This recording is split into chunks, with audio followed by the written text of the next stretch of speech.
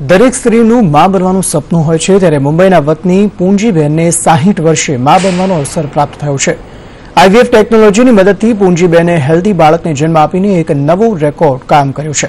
મુંબઈના રહેવાસી પૂંજીબેને લગ્ન બાદ વર્ષો સુધી દવા અને દુઆ કરી પરંતુ સંતાન પ્રાપ્તિ ન થઈ। જોકે 60 વર્ષે આઈવીએફ ટ્રીટમેન્ટે પૂંજીબેનને માતા બનવાનું સુખ આપ્યું। 60 વર્ષ બાદ મળેલા ખુશીના સમાચારથી પરિવારમાં પણ ખુશીનો માહોલ છે। અને એમ હું તો કહું છું કે આજ સુધી કોઈ હો તો નિસંતાન હો તો હિંમત કરીને પણ હિંમત હારજો નહીં। પણ આજે એક સાયન્સ આગળ વધ્યું છે તો માણસોને કોઈ નિસંતાન રહેતો નથી।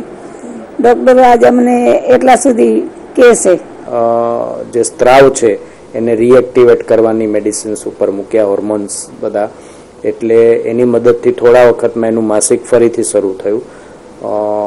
એ એક એચિવમેન્ટ આવ્યા પછી એની ગર્ભાશયની જે પડ કહીએ, અમારી ભાષામાં એન્ડોમેટ્રિયમ કહેવાય, એને રીજનરેટ કરવાની દવાઓ ઉપર મૂક્યા। એ 2 કે 3 મહિના અમે એને એ પ્રકારની દવાઓ આપી અને કુદરતના ચમત્કાર રૂપે એન્ડોમેટ્રિયમ પણ ફરીથી બનવા માંડ્યું।